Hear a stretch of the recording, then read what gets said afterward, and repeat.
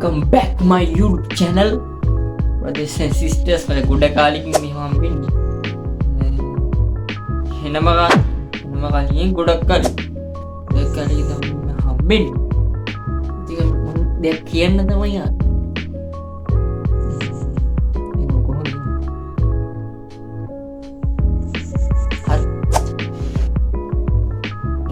විශේෂ දෙයක් නෙවෙයි මේ වීඩියෝ දානවා කියන තමයි මම මේක මේ කියන්නේ. වීඩියෝ එක දැම්මේ නැහැ. සුපිරි මාතර වීඩියෝ එකේ